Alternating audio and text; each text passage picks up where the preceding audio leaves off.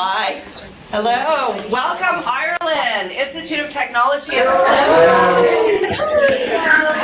to have you with us. So I'm Michael Noonan. I don't know where you are. Wave. Hi, how are you, Michael? So this is Michael's health and well-being class. This is my dental hygiene class. Actually, they're my nutrition class in our 4th semester. And we always have this wonderful treat yearly for my nutrition class. We have Nicole Sandilands and Natalie McCullough, both twin sisters, as you see, who are naturopaths and doctors, and they come and they actually have a wonderful lecture for us on nutrition, health, and certain oral diagnoses that are very unique to naturopathic medicine. And it's really quite a wonderful thing for us because every year we learn something new, and their approach is completely unique to something that we often take for granted in a very pure scientific sense. So I find this a really enjoyable lecture, and I'm so glad you're here to join us. The pace that we like to do is we'd like you to always be open to ask questions. We want this to be a real interactive session, so if you hear something or if you want to ask a question, please feel free to put your hand up. Natalie and Nicole are happy to answer questions during the session, as well for my class over here. And without further ado, we should get started. So Natalie, Nicole, thank you very much for being here. Thank you.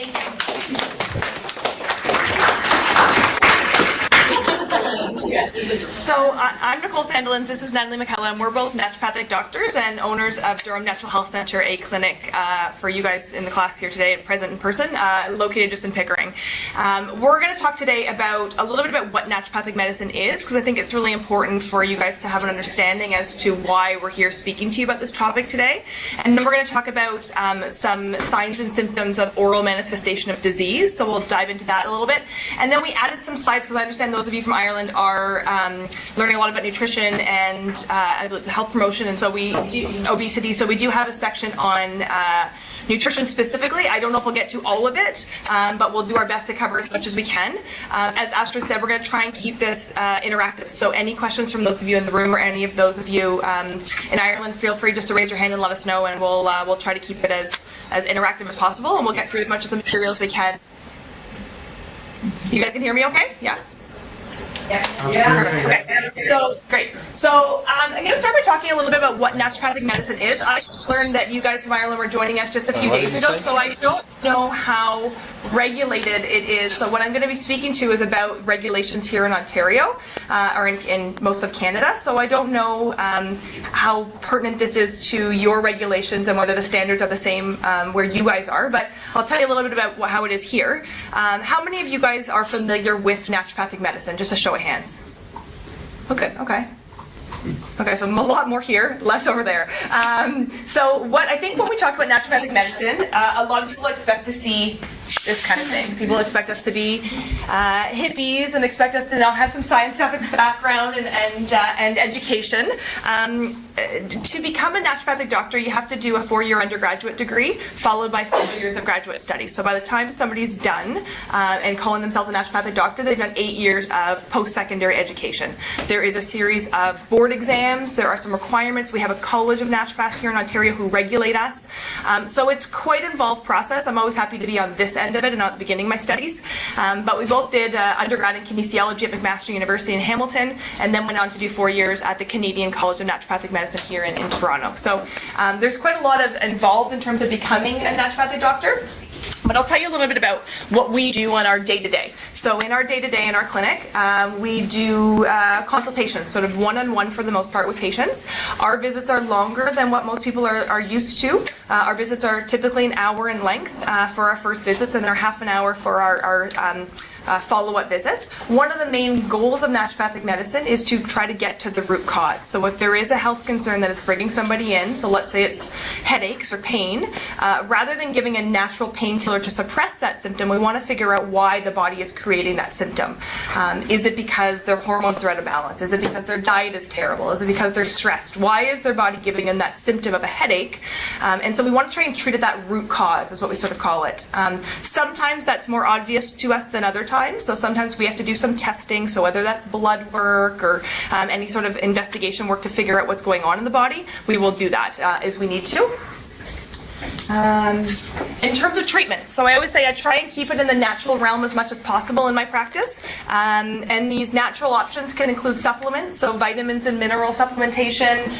It can include diet and nutrition is a huge aspect of naturopathic medicine. I always say the diet is the foundation, the framework for your health. You can either be creating disease or preventing it by every meal that you pick. So for me in my practice with my patients, diet I always say is a bit of a non-negotiable. You could be eating something every day that's causing your symptom. So if we can clean up your diet and get you on the right path, we can often eliminate a lot of issues. IV vitamins. So this is something that I think it's 10 or 15% of naturopathic doctors in Ontario offer. You have to hold a separate license. In our clinic, there's 5 naturopathic doctors. All 5 of us are licensed to do IV therapy. We do this a lot in practice, offering vitamins, minerals, different nutrients by IV. This works quickly. A lot of times, by the time people are walking into our offices, they've seen a lot of health professionals or have been dealing with their health concern for a while, and they want to get better yesterday. And so this is a really, really nice way of healing the body, bypassing the digestive system and getting those nutrients into the cells of the body quite readily and quite effectively. So that's one of the things that we utilize. Acupuncture as naturopathic doctors is something we can do as well. I would say we have really fun jobs. I don't necessarily know what's going to walk into my office on any given day. We both run general family practices, so see anything from infants all the way up to the elderly. I would say a bulk of our practice tends to be dealing with digestive concerns, so it could be like irritable bowel syndrome or Crohn's or colitis. We see a lot of kids deal with a lot of immunity and autoimmune conditions. Stress, anxiety. This is incredibly prevalent, and I would say as students probably something that many of you probably experience, a stress piece.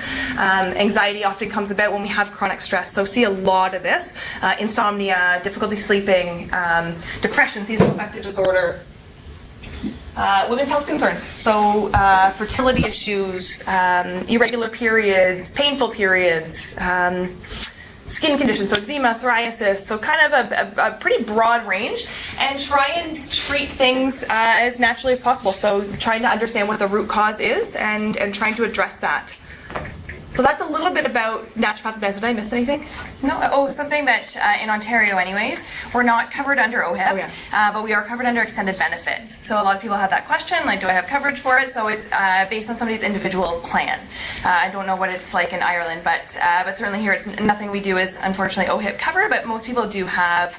If they have massage coverage or the coverage under their extended benefits, they will have naturopathic coverage. And you don't need a referral here in Ontario either, so people can just call and book an appointment. And any of the labs that I was referring to, blood work, we have access to almost pretty well most tests that are covered under OHIP. So most like cholesterol, any blood glucose, like any of the sort of standard routine blood tests. And then we also have access to a host of different additional tests. So we do food sensitivity testing often in practice. We might test somebody's hormones, not necessarily in the blood. We might do it through urine or saliva. So we have access to a bunch of other means of assessing somebody as well. There was a question, yeah. So you said you use like natural medicines. Like, where do you guys scale that like marijuana? Like, do you guys prescribe that? Outside of our scope in Ontario. Yeah. Can you hear when somebody asks a question, or should we repeat the question? No. They can hear it? They couldn't hear it? No. Okay, so the question was about how we felt about marijuana and whether that was something that we used in practice. It's outside of our scope of practice, so you have to hold a separate license in order to prescribe it, and that's not something that we do in our clinic. And or any naturopath can in Ontario. Right, yeah, no naturopath can do that. Any other questions before we move on? Sorry. Okay, so let's talk about what I think is probably the most, hopefully the most interesting to you guys, is we're going to talk about oral health and some sort of signs and symptoms of imbalances that you guys might see in the mouth on your patients. So I always say you guys have a really unique job. People come and see you guys regularly. People don't go see their doctor regularly. They don't go for annual checkups, but most people are pretty committed to their dental health. So you guys have a really unique opportunity sort of in the healthcare setting to see different signs and symptoms within your patient population. So we wanted to highlight some different things that you might see in the mouth that maybe should just sort of tip you to think about what else might be going on with this patient. So we're going to go through some different things that you guys will see. So I put this slide up to remind you guys that the oral cavity is an extension of our digestive system. So sometimes when we're seeing signs and symptoms or imbalances in the oral cavity, it might be an indication that there's other things going on sort of a little bit more systemically or a little bit sort of deeper within the digestive system. So we'll dive through a couple, what I sort of call like oral manifestation of disease. Go to the first slide. So how many of you guys have seen this? Angular chelosis. Are you guys in clinic doing cleanings and stuff? Yeah, you guys are in like your last semester, right? Cleanings, though, that's what do you call them? Sorry. Scaling, right? What do you call it? We call it. You call it cleaning. Okay, sorry. Thank you. Sorry. Another group that we spoke to. It's scaling. It's but right. It's cleaning, yeah. Okay. I just want to make sure we're using the right terms. Okay. So angular chelosis. So this is that cracked, dry, irritated. People will tell you it's sore, it's painful.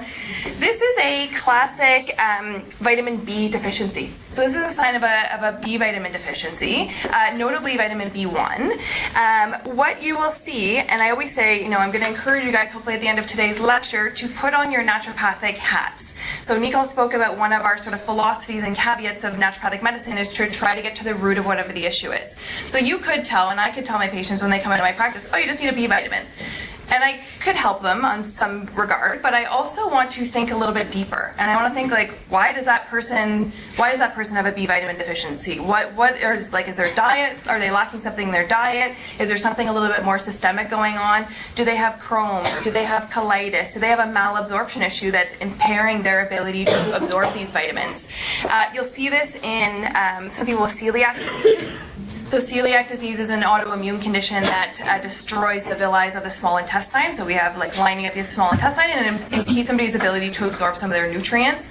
So generally they're sort of really low on a lot of their nutrients.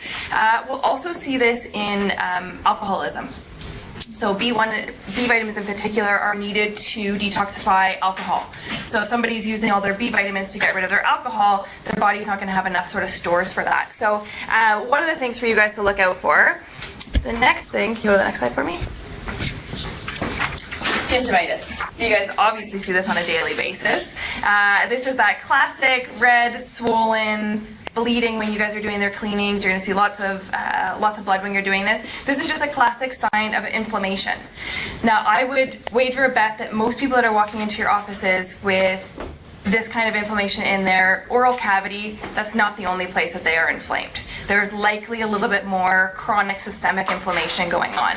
You'll see this in a lot of chronic diseases, so diabetes and other sort of chronic conditions, but think a little bit broader than just sort of that oral cavity. You can see this hormonally, so we'll see this, I'm sure you guys have talked about this in class, but in pregnancy, sometimes like postmenopausal, there's sort of like a hormonal influence on that, on the gums, but think a little bit broader than just, we have inflammation here. Think about, especially if you guys are seeing changes. So like I said, people are coming to see you regularly. If somebody's had, great oral health and they're, things, and then all of a sudden you're seeing a change, start asking some questions and start sort of asking them, has there been changes in your health? Have you noticed anything? Are you a little more tired? Or start asking different questions, because then it can be a really great opportunity for you guys to point them in the right direction, sort of healthcare wise. I just sometimes it's a nice opportunity just for you to tell them to mention it to their medical doctor, the naturopathic doctor, just bring it up next time you're with a health professional. Some of these things aren't, where we need to get them in right away, but just something to kind of have them be aware of. These aren't emergent, but there's something that, having them be aware of it, they can probably articulate it to somebody that might be able to direct them to the right care.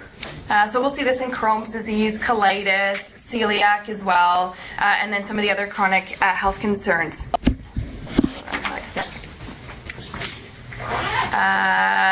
Glossitis, so that beefy red inflamed tongue. Some people might tell you their tongue's sore. I don't know if you guys have patients will say that to you, like their tongue just gets irritated. This can be either due to like a physical irritant, so somebody's a smoker, they're obviously putting a lot of toxins into their mouth and they're going to get that irritation in their oral cavity. But we'll also see this when there's some nutrients that are deficient. So we'll see this in a B12 deficiency, and we can see this in different anemias. So B12 or folic acid deficiency, we will see this.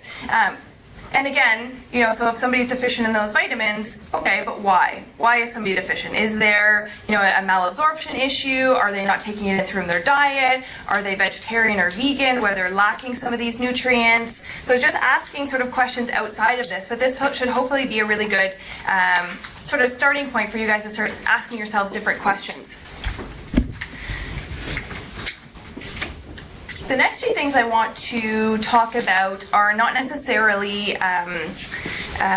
things you're going to see in the mouth, but well, some of these you'll see, but things that people will complain or have a concern about. So people when their mouth is like intraoral burning, they just say that their mouth is burning a lot. You obviously want to remember your autoimmune conditions where we have the Sjogren syndrome, where we have that autoimmune destruction of the parotid glands. That's something obviously to keep in mind.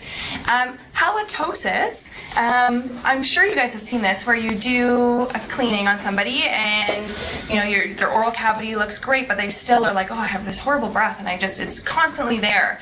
From a naturopathic perspective, when I'm examining somebody or when I'm doing a physical exam on somebody and I'm treating somebody for this, I'm looking in their oral cavity, and if there's obviously not an infected tooth or something very obvious, we want to start thinking a little bit deeper.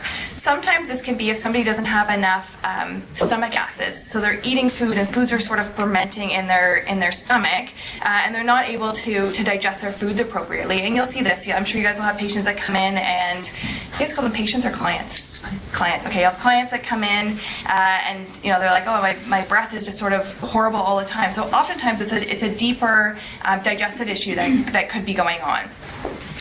Eroded tooth enamel is something obviously for you guys to keep in mind, and this obviously we want to start thinking about either somebody's got really severe GERD, so gastroesophageal reflux disease where they're having tons of heartburn, or they're purging, and then we want to sort of think about some eating disorders, so whether somebody is binging and purging. Any questions about those? Okay. No? Okay. So we're going to flip gears a little bit. One of the things that Oh, Jim. Was there a question, sorry? No, you can't. Carry on, sorry. Okay. Sorry, there's a delay. One of the things that we're trained in as naturopathic doctors is Chinese medicine and acupuncture. So sometimes people come into my practice and we'll have a discussion about their health concerns. And in Western medicine, I probably can't explain it. They've had a lot of workups done, and there's no way for me to sort of pinpoint what might be going on or a label to use to diagnose this particular patient. And so I'm just going to stop you there. So yeah. TCM stands for traditional Chinese medicine. Yeah, sorry. And so in TCM, in Chinese medicine, there are organ systems associated with different aspects of your tongue. And so in Chinese medicine, there are different ways of assessing the body, but one of the main organs is to look at somebody's tongue. So you guys are doing this. You have kind of a really unique view of what might be going on. And in Chinese medicine, the things that we notice are not they're not diseases. They're not a diagnosis. They're more of a collection of symptoms that might come about. So I'm going to show you three, which are the three probably most common. What do you go through through like the map at a time? Yeah, I'll go through the map at a time. So when we're looking at the tongue, we can see where the different organ systems are. So the kidneys and the bladder are at the back. The heart is at the front. The lungs are just behind there. The spleen and stomach are in the middle. Spleen in Chinese medicine has more to do with digestion. So kind of think of it more of like digestion. And then liver and gallbladder are on the sides. So that's kind of how the tongue is broken down. If we flip to the first picture. I should say in traditional Chinese medicine as well, organ systems don't always correlate with sort of their Western ideas of them. When we talk about, like Nicole was saying, like the spleen, it's not like in Western terms what we think about the spleen does. Immunity. It's a little, not immunity and all that. It has a little bit more to do with digestion, but there are some that we're going to chat about that have a little bit, there are some that have a nice overlap with Western medicine. But this is just sort of another tool for you guys to look at and for you guys to think about. And this, when somebody comes into my practice is, this is just sort of one of those things that I'll look at somebody's tongue and I'm like, oh, I didn't ask them about that. I should ask them these questions because I'm seeing things on their tongue, and then sort of use my Western ideas and my Western diagnosis to sort of bring it all together. Can I just interrupt for 2 seconds? I just want to make sure that in Dublin you can see the slides, or you can follow along, because there's a way to do this. I just want to make sure you're able to follow along. Michael, you okay? There? Yeah? Great. have them. Okay, terrific. okay, And I okay, see you taking notes as well on the live stream, which is exactly how it should go in a global class. Just keep in mind that if you do want to follow along the slides, you can go to the live stream page on the global class website, mute the sound so it doesn't disturb the others in the room, and you can see the slides really clearly. And we'll try to zoom in on occasion, you know, the here next as well, three you might want to. just so you can follow along. But that's great. Thanks, guys. The other thing to know about Chinese medicine is that each organ has an emotion attached to it. And so that's another thing with Chinese medicine. We'll talk about that in just a second. But I'm going to show 3 tongues. If you guys have black and white printed copies, we'll try and zoom in so you can see the screen, because the color is something I want you to try to pay attention to. So what do you see on this tongue? Is there anything that's standing out to you? I would start by saying this is a healthy tongue. All the 3 that I'm going to show you are from healthy individuals, but they can tell us about patterns that might be changing or existing in this body. So what do you see with this one? Anything? Do I? Is it swollen? Swollen. Excellent. Yeah, very good. Yeah. So yeah, I would say it's a little bit swollen. It's a little larger than probably most tongues we're used to seeing. Do we notice anything else with it? Yep. Is age Yep. What about the sides? Do you guys notice anything on the sides? It's the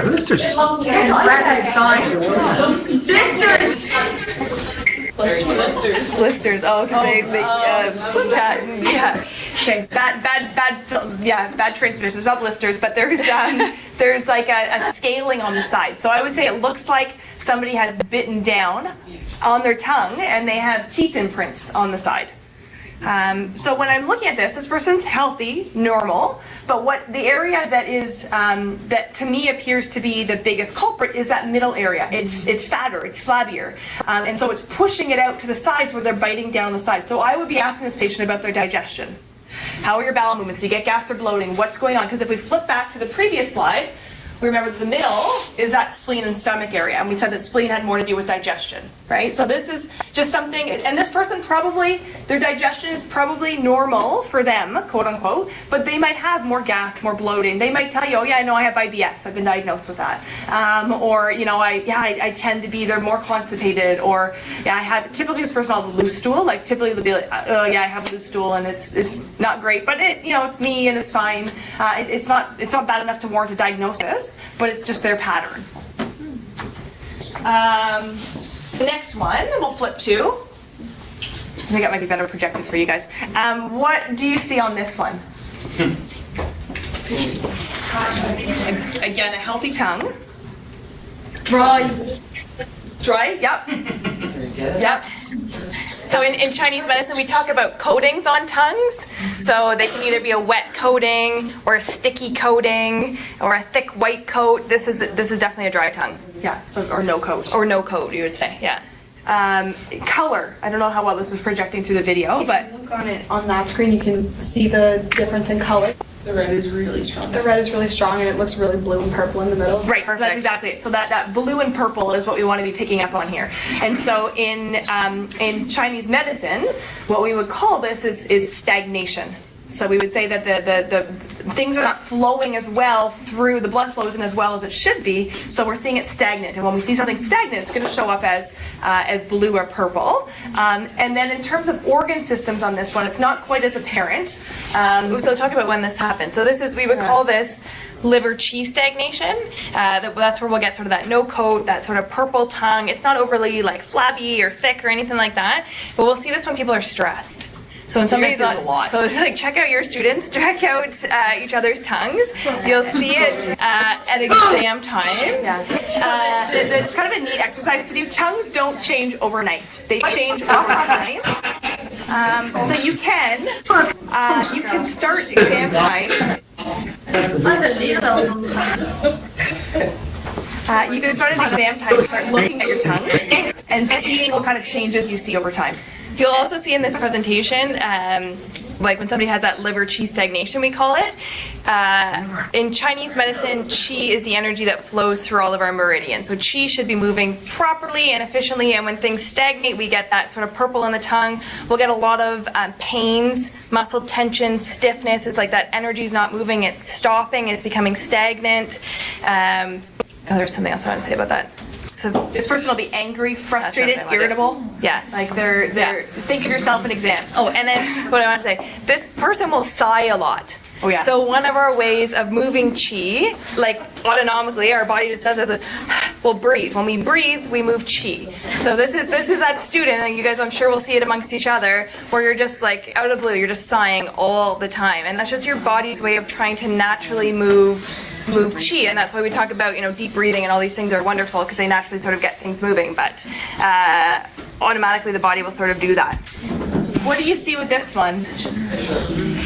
Yeah, so we see a big crack down the middle. It's oddly shaped. Oddly shaped, yeah, so it's thinner, right? It's discolored. Still on the tip. Yeah. So like a red tip, right? And so if we look back to that diagram that talked us about what organ system was there, that's our heart. And I mentioned how in Chinese medicine there's always an emotion associated with an organ, and our heart is associated with anxiety. So this patient, I would question whether or not they have anxiety, insomnia, easily startled. We see this a lot in like menopausal women. A lot of the times when their hormones start to get really affected, they often start getting the hot flashes and the insomnia, and they're thinking about everything. And so this we'll see a lot in that population. But that was what we would call a heart blood deficiency or heart yin deficiency. There's a question here. No? Okay. Tell us a little bit about this question. Help me get there. Oh, sorry, just we're finding that on the internet. Finding your class live on the internet so you can see the pictures better. Right, good. Okay. They're trying to do that, I think. Yeah, do they want to find where to go? Did we get it? No? Sure. Yes, you got it. On our phone. Oh, good. Okay. Okay. You're all set? Good, you should be able to get it everywhere. That's the idea. Yeah. Okay. Thank you. That's good. Perfect. All right. Did you want us to go back over them, or are we okay? No, let's go. Okay. So that is that's a little bit of sort of switching gears and just kind of getting you to think like a little bit differently about the oral cavity and about tongues and what's kind of going on there. The other thing I wanted to just really briefly touch on, and I won't bore you with this too much, but I bring it up because like we mentioned earlier, for you guys in this room, you have a really unique place in healthcare where people will come to see you pretty regularly. People don't always go to their medical doctor or go see another medical professional as regularly. And so sometimes people are on prescription medications and they decide to self-prescribe other things. And so sometimes there are interactions often there are interactions that exist. And people think because it's safe, because it's natural means it's safe, and I would say that's not the case. Because it's natural doesn't mean it's safe. Because it's natural certainly doesn't make it safe with medications. And so this is something that I just wanted to really briefly highlight because you might see some signs and symptoms in your population that come in that might warrant you to want to ask questions. So this is not an exhaustive list. There are many, many others that exist, and some of these are stronger than others, but I tried to put a list together for you. So anybody who's on anticoagulants or antiplatelets, so anybody who's on a blood thinner, and this list of herbs, so garlic, turmeric, vitamin E, fish oil, things to watch for in this population is if you're doing their cleaning and you know that they've been on a blood thinner forever and you've never had an issue, and all of a sudden they're bleeding like crazy. You're like, what is going on? You may want to ask them if they started to take any supplements or herbs, and not expecting you to be experts in this, but maybe say, oh, have you run that by somebody to make sure that those go okay together, is really sort of the point here. Somebody's on a blood pressure medication. So hang on, it's because these have additive effects. So like turmeric, garlic, fish oil, all are natural blood thinners. So they're things we will use in practice if somebody's not on a medication to help thin their blood, help with their cardiovascular system, whatever I'm trying to do. But when you layer that on with a warfarin or heparin or whatever the other anticoagulant is, we're going to get an additive effect. So that's generally where interactions will lie, is because we get this additive effect of like too much of a good thing. Yeah. But patients love to do this, or people love to do this, where they're like, oh, I've been told I have, thicker blood, I'm on warfarin, I should go to the health food store and grab all these things. So just a couple things for you guys to be aware of. Blood pressure medications, so antihypertensive medications that lower your blood pressure. The top list: garlic, hawthorn, olive leaf, leonaris, astragalus, CoQ10, all also lower blood pressure. And so again, it's that additive effect. What you would notice in somebody is that if they've added these two together, and depending on how many they've added, you might get that additive effect where they're lying in your chair and they go to get up and they're like, oh, I'm feeling a little lightheaded. I'll be a minute, just give me a minute, this happens all the time. I'm okay. And then they get up and keep going. That's probably something you want to say, like, have you added something to your blood pressure medication? What's kind of going on here? So definitely something that we want to be aware of. Licorice, more so like yohimbe, but certainly licorice has the opposite effect. In some people, when they've been on licorice extract for more than 12 weeks, we can raise blood pressure because we lower their potassium levels. And so somebody might come in and, they tell you they're on a blood pressure lowering medication, but they're showing signs of high blood pressure. Their face is all red, their ears are red, they just have that. They have a headache. They have a headache, they're just not feeling great. You may, again, want to ask them if they've added something. So here's other drug interactions that can exist. Anti-inflammatories and turmeric. These are all additive effects. So diuretic and dandelion. So diuretics are used to lower blood pressure. They're water pills. Dandelion does the same thing. So again, that blood pressure lowering effect. Sedatives. So anybody who's on an anti-anxiety, especially an acute anti-anxiety, somebody tells you that, I just take this anti-anxiety pill whenever I need it. And you guys will probably see that. People get nervous when they come to see the dentist, right? So they, some people are like highly medicated on some of these things and they'll pop anything before they go for their cleaning. So these are some things you'll definitely see. So the lorazepams, clonazepams, all your pharmaceutical anti-anxieties, but then if they layer on something like a valerian, which is also a sedative, they're going to come in a little bit loopy. Yeah, like really chilled out. So you just may want to ask them about that. Anti-diabetic drugs, so drugs that lower blood sugar levels. All of these on the list also lower blood sugar. So these people might get if their blood sugar is really too low, depending on how well controlled their diabetes is, they might get shaky. They might feel off. Like they just might. Sometimes people look a little panicky when their blood sugar levels are low. So again, just something that we want to ask about. Very easily correctable, just with some snack. And most people who have issues with blood sugar will know that that's what's going on. They'll say, it's because my blood sugar is really low, and they'll carry things in their purse and they'll pop a candy or whatever they might do.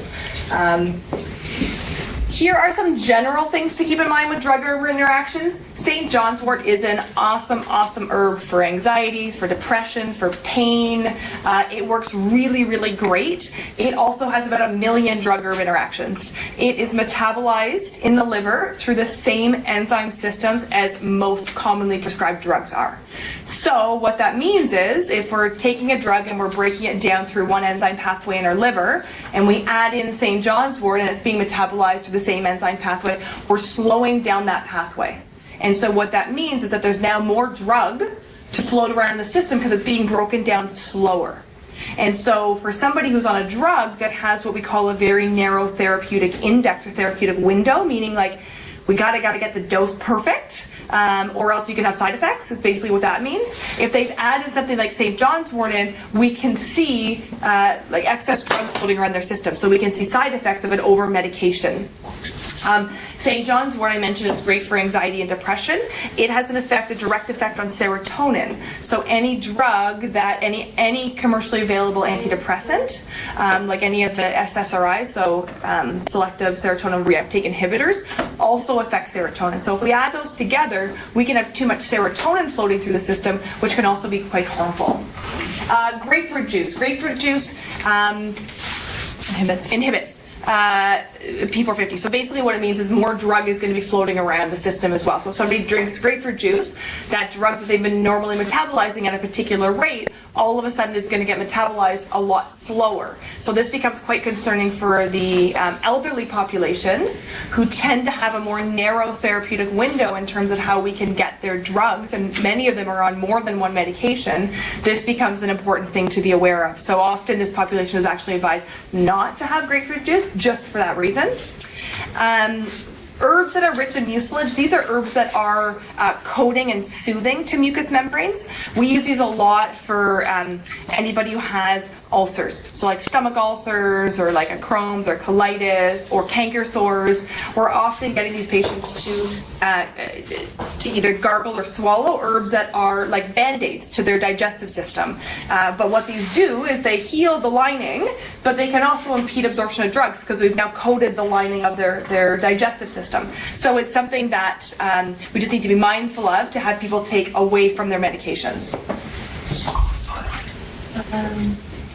Other quick touch on antibiotics and probiotics. So antibiotics kill off the bacteria that's causing the problem, but they also affect the good, healthy bacteria that lives elsewhere in our body. So in our gut flora, we have lots of really beneficial bacteria that's fantastic for our immune system, for our bowels, for our moods. Like we're learning more and more about the influence of our gut flora, and antibiotics will kill some of that off. So I think it's only a matter of time where it becomes commonplace here in Ontario. I don't know if it is in Ireland, where when somebody's given an antibiotic, they're also given a probiotic to go along with it, so we can repopulate that. Metformin is a drug used for diabetics. It's a first-line drug for anybody who's been told that their blood sugar levels are affected. It's the first drug that I get prescribed, and we know that it depletes vitamin B12. And so people who are on metformin, their vitamin B12 levels should be watched, or they should be supplemented with it. These people will start to get numbness and tingling in their hands and feet. They'll feel incredibly tired. They might get that red, beefy tongue. They might get some of these signs and symptoms from that B12 deficiency. Statins are drugs that lower cholesterol. They work on a pathway in the body that inhibits our body's ability to produce cholesterol. That pathway goes down to cholesterol, but there's a side branch that goes off to make CoQ10, and the drug works up here. So we are impeding our ability to make cholesterol, which is the goal, but we're also impeding our ability to make CoQ10, coenzyme Q10. So something that can come about, people can get a lot of muscle pains, or feel tired, fatigue. Like they can get a lot of symptoms as a result of this, and it could just be a simple, add this in and we sort of prevent that. So that's a little bit about drug-herb interactions. Any questions about anything we've covered so far? Yes? How long do you recommend taking a probiotic after using antibiotics, like to get your flora back up to the optimal levels? Yeah, so the question is, how long would you recommend taking a probiotic after you've been on an antibiotic to get your flora back up? And I would say that depends on the patient. It depends on how good their gut flora was going into this. They've done studies on if somebody takes a round of antibiotics, and I can't remember if it was 7 or 10 days, and if they don't take probiotics, it takes 2 years to repopulate their gut health. So it is quite sort of detrimental to our digestive health. It depends on the extent of the antibiotics. Was it IV? Was it oral? How long? And then probably somebody's digestive health as well. Generally, I say at least 30 days, but it can generally take a bit longer than that. Yeah. There was a question, I think, over there. Yeah, you see the statins. What food would contain that? What food would contain a statin? Yeah. So Or do the statins same Yeah. Statins are a group of medication. So they're your Lipitor, your Crestor. I don't know if they're called that. I don't know what they cost. I don't know. They're your cholesterol-lowering medications. They're your HMG, CoAs, reductase inhibitors. Yeah. They're your common sort of first line. They're your first line sort of antihypertensives or anti-cholesterolemias. There was another question. Thank you. No problem. Would you recommend like a probiotic supplement into your diet just anyway as like a prophylactic? So question was, would we recommend putting a probiotic in your diet just prophylactically? For some people, yes. For some, no. Like if you have good digestive health, it's not like I put every patient that walks in my door on a probiotic. I think there's a lot of merit to probiotics, and it can be a really important piece of of somebody's health and help with their digestive system and their immune health and a whole bunch of things, but it's not something that I tell every patient that they need to be on. Depends on the diet. If somebody's eating a lot of fermented foods, Yeah. they might be doing okay on their own, right? So it really sort of depends. Was there a question over here? Kefir or like something like a lime for digestion, and you're taking an antibiotic, would you have to take more of the probiotics to compensate? So the question is, if you're taking, like having fermented foods like kefir, and you're taking a probiotic supplement, and you're taking an antibiotic, should you take more of the probiotic or the fermented foods? And I would typically say it depends on the strength, but yes, often, yeah. Do we have a question in Ireland? No. Okay, another one. And one over here. I know there's a little bit of controversy with probiotics just in regards to how much of the live bacteria you're actually getting. Is there like one particular brand that you recommend based on like how many times it's coated or anything like that? So the question is around probiotics and the controversy, I guess, with how many of the live bacteria are actually in the capsule or powder that you're taking, and is there a brand or specific one that we recommend? I would say there's a bunch of brands that do third-party testing to ensure that there is quality controls in place to make sure that by the time it gets to the consumer, there is enough. Most of those are professional brands that you can either get in Ontario it's behind the counter in a health food store, or for us it's in our dispensary, we dispense to patients. But many of them will have an expiry date on them, and the amount that is on the bottle is guaranteed until that expiry date. And so we know that the live bacteria, we know they're dying off up until that expiry date, but the amount that is in there has been third-party tested to go to that. So you definitely pay for quality. It tends to be a little bit more expensive, but it's worth every penny because at least you know what you're taking is actually going to be doing something. Yeah. Okay, so no more questions? We're good?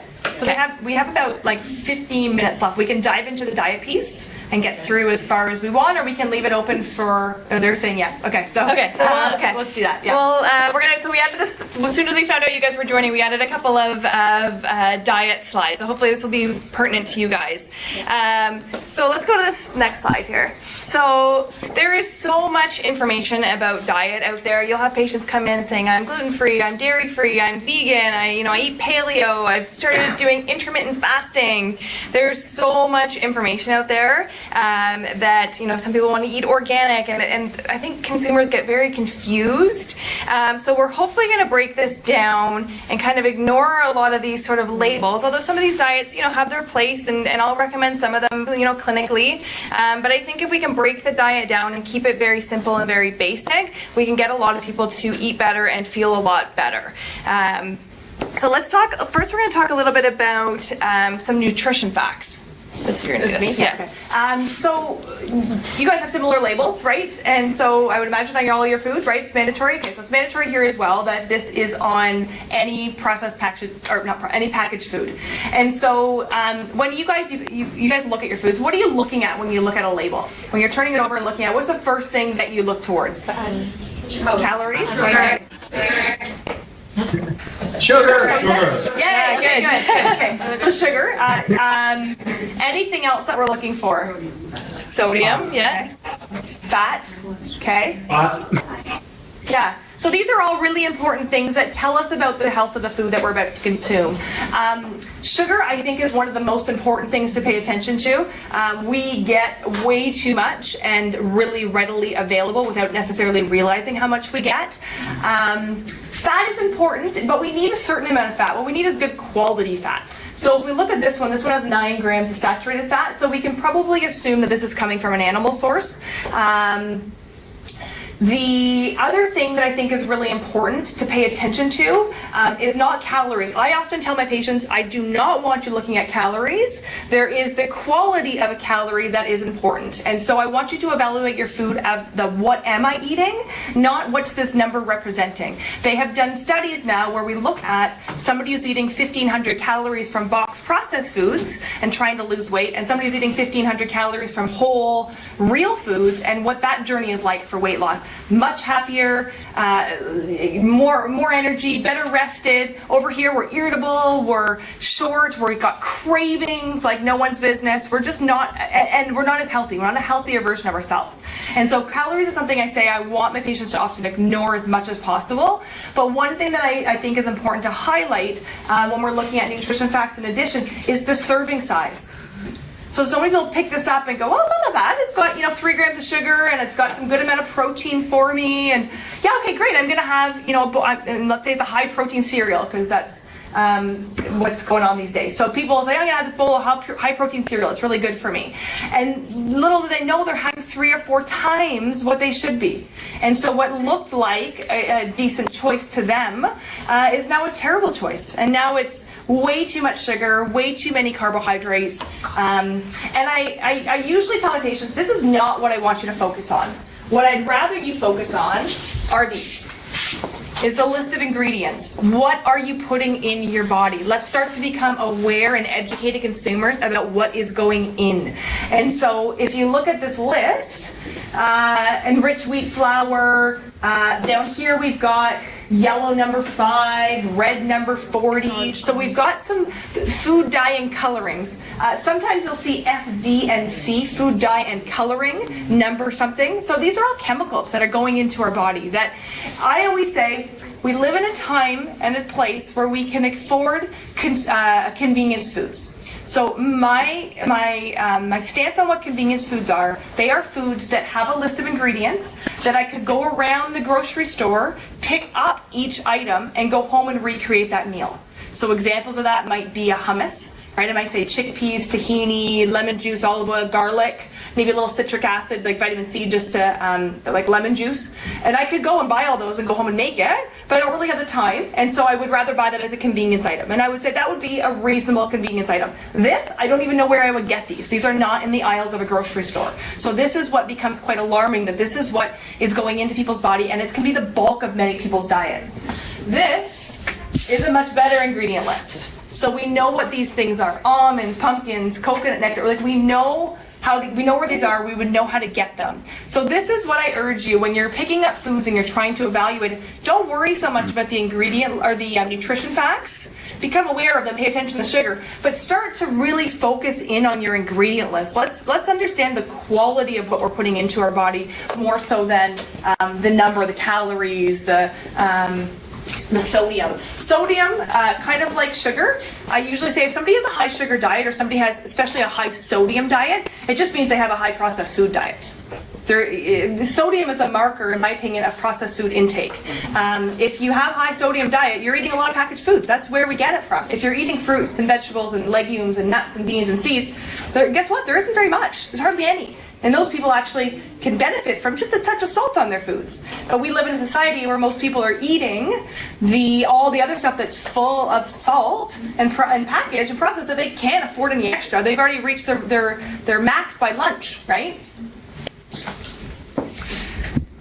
So let's talk a little bit about macronutrients, and I presume the gang in Ireland, this is not going to be news to you guys, but how many of you guys are familiar with the term macronutrients, or you hear people throw around macros? Yeah, okay, so this is where we break our foods down into sort of 3 different components. We look at the carbohydrates, the fats, and the proteins of our foods. So most people are shocked when I put this picture up and show that our fruits and vegetables are actually carbohydrates. Normally when I get people to list carbohydrates to me, they say, oh, breads, pasta, potatoes, rice, all of our starchy stuff, which is down here, which is absolutely true. Those are all carbohydrates. Most people forget that our fruits and vegetables are actually carbohydrates as well. So those are the ones that we need to be emphasizing way more in our diet. They're way more colorful. We get way more vitamins, minerals, and all that kind of stuff from those foods. And we want to decrease the amount of those starchy foods that we're having. Then we have our fats and our proteins. So each one will give us a different amount of calories per gram. So fats, there's all kinds of different fats. We have saturated fats, unsaturated fats, trans fats, monounsaturated, all kinds of different fats. For each gram of fat, we'll get 9 calories. You can see from proteins, we'll get 4 calories. And if we go to carbohydrates, we'll get 4 calories per gram as well. So go back to that first one. This is where the low-fat craze came in.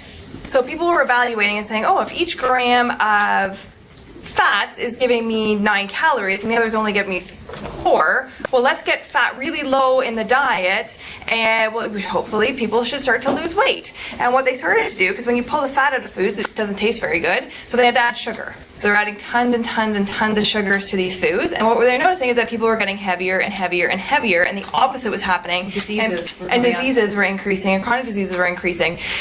So people weren't losing the weight that we anticipated them to lose because we were filling them full with more carbohydrates and sugars and all of that. So getting sicker. And people were getting sicker, for sure. So it's really important. Any diet that negates one of our macronutrients is obviously missing the boat on one of the sort of fundamental essentials of our diet. We need good elements of fats, we need good proteins, we need good carbohydrates. And the challenge becomes just picking the right ones from those groups. Within our carbs, we have our simple and our complex carbs. That first diagram that I showed you with the fruits and vegetables and then all the beige stuff. The beige stuff is the simple ones, and then the colorful ones are the complex ones. The complex ones have more fiber. They are harder for us to break down. Those are the ones we really, really, really want to focus on.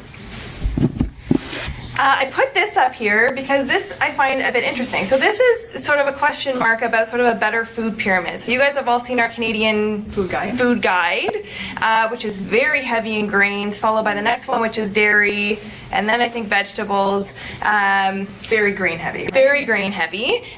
This is a raw food pyramid. Not that everybody needs to be raw, but what I like about this is it has an emphasis on vegetables, and it has a huge emphasis on our leafy greens, which I think is something that people are hugely deficient in. People are not getting anywhere near the amount of leafy greens that they need in their diet.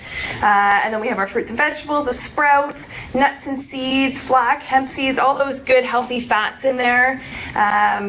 This is a vegan one, so there could be protein.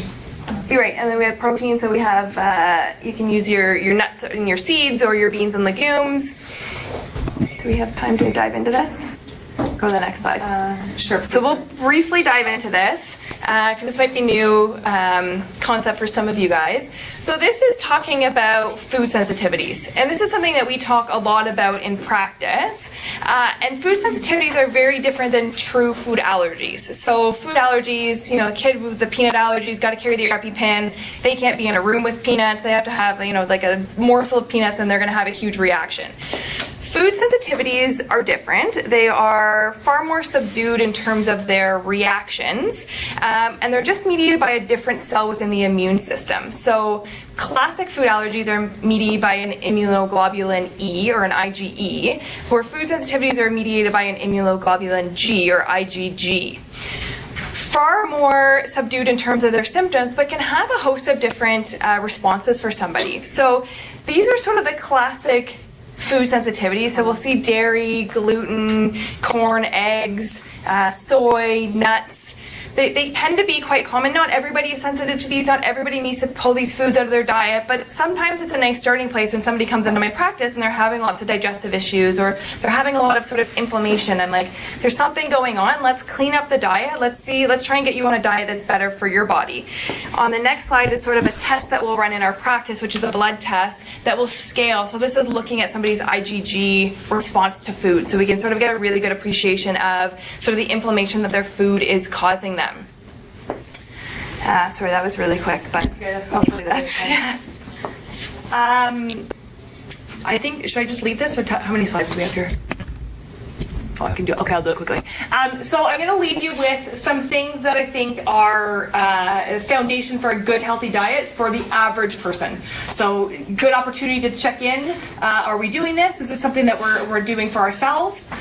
Eating a variety of vegetables and fruits. So I always say we need to aim high. We need to aim for 7 to 10 servings of vegetables and fruits total combined daily. The higher the better. The more of those leafy greens, the better. I always like to see the scale tip towards vegetables versus fruits. Not that fruits are bad, but they do come with sugar, and so they should be checked at about 2, maybe 3 servings a day of the fruits. The rest should be very vegetable heavy, and it's not a lot. It's not hard to get to this, but it's effort. We can't just run and grab a sandwich for lunch, right? Because a slice of tomato and a leaf of lettuce is not going to get us very far. So we need to think about our meals a little differently. We need to eat healthy fats. So these are fats that are coming from avocado, olive oil, ground flax seeds, our nuts, our seeds, and ideally a couple of servings of these a day. Eating lean protein. So protein's important. I think, but we do think a lot about animal protein in North America. We are very heavy on animals. We don't need to be. We can get protein from other places, and arguably probably a more balanced diet incorporates more of these vegetarian sources of protein. I don't think the vegetarian diet is what we all need to do. I think having a little bit of animal protein is okay. I just think that we overdo it. Many people are having it twice a day, lunch and dinner, lunch and dinner. And I think, if we can have it maybe a couple times a week, that would probably be reasonable. But chicken, turkey, fish, protein powders if we need to, eggs, beans, legumes, and try to have this ideally, if we can, with most meals.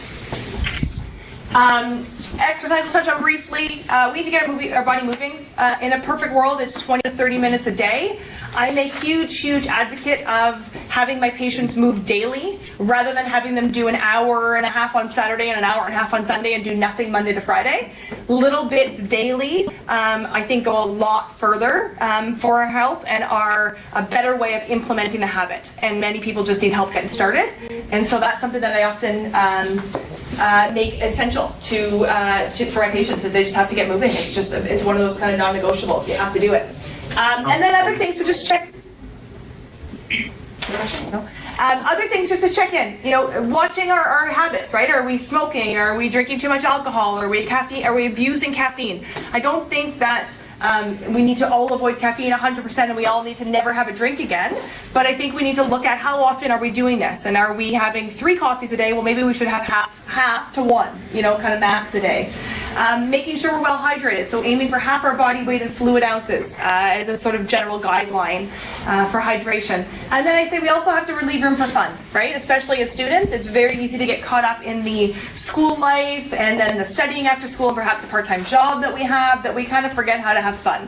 And so trying to do something for ourselves daily that encompasses that, I think, is an important thing.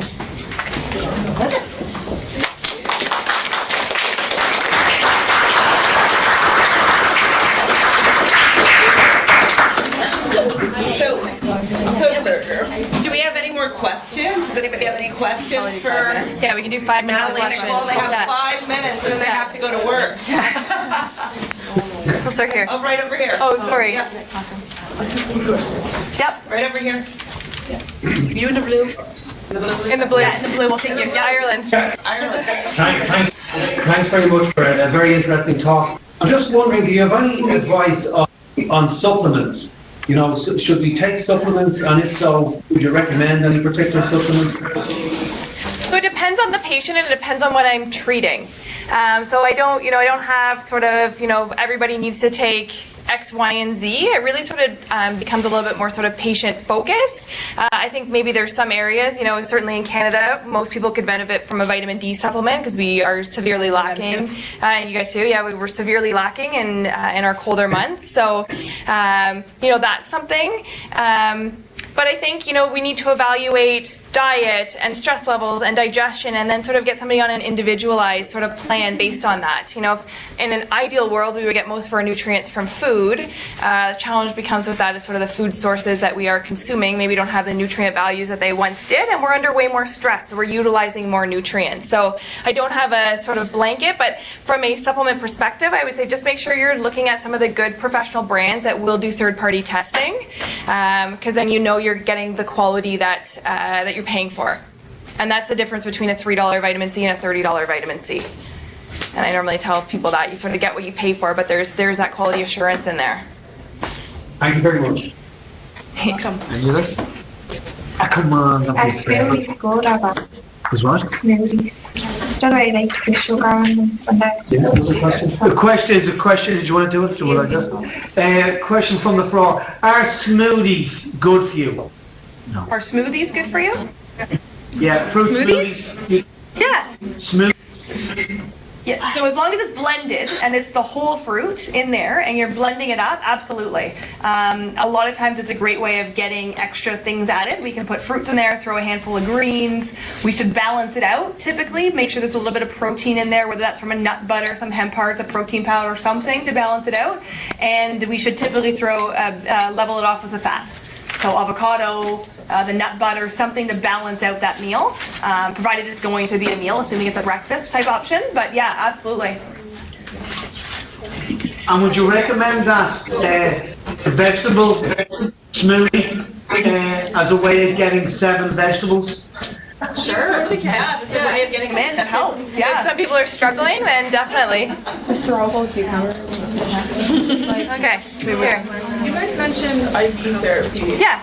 How do you guys feel about IV lounges? Because they're starting to become very Totally, yes. So the question was about IV therapy and what our thoughts are about IV lounges because they're becoming far more popular. So this is sort of like pop-up clinics that are used to treat hangovers primarily, I think, which are quite honestly, well, they're like the they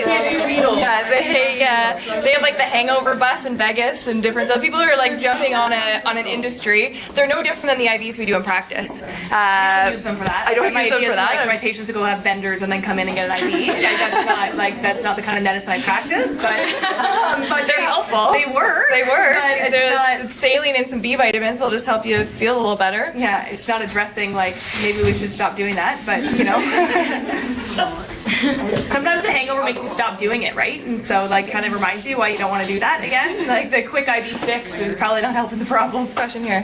I can imagine that patients that case or a client that's more difficult to pinpoint where their problem is coming Absolutely. from. And so, do you have any other collaborations with other professionals that you find really beneficial being a naturopathic doctor? Like, collaborate with if you're struggling with. So the question was if we have a challenging patient where I can't find sort of the root cause, or I'm struggling to find what's going on with that patient, and who I would collaborate with in the healthcare field. Medical doctor. Their medical doctor, chiropractors, osteopaths, or a specialist. Most of our patients here in Ontario have their own family doctor, and so that's their access to the referral chain of specialists. And so a lot of times, if we need additional testing, we'll collaborate with a medical doctor and suggest, you know, maybe you need a colonoscopy, or maybe you need, I don't know, whatever other test you might need to see if we can understand more about what's going on. Yeah, but there are some allied health professionals as well, like chiropractors, osteopaths, other health professionals that we'll use as well. Okay, one last question. Yeah. Do you find overall that medical doctors do see merit in naturopathic medicine, or do you find that a lot of times they discredit the value in it? That's right. So it doesn't matter. Go ahead. The question is about whether or not medical doctors here in Ontario value or see merit in naturopathic doctors, or whether they discredit what we do. And I would say, to be honest, it really depends on the doctor. There is becoming a lot more open-minded medical doctors. I think partly because our profession here in Ontario, there's 2,500 of us. So there's not very many of us. And so there's becoming more and more. More people are coming to see us. More people are going back with benefit or cleaner lifestyles and feeling better. That word is starting to spread.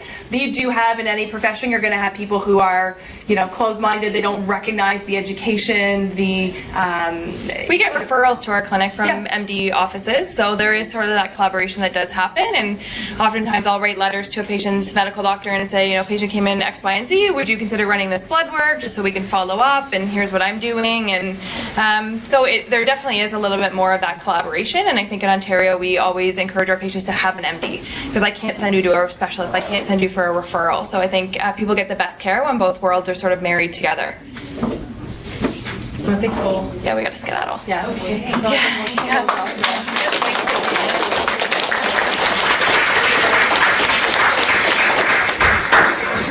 Okay, and thank you for joining us. Nice to see you. Hopefully we can do some more of this together. Thank you, Natalie and Nicole. It's always a pleasure. Thank you so much. Everyone, thank you. Okay. Thanks for coming.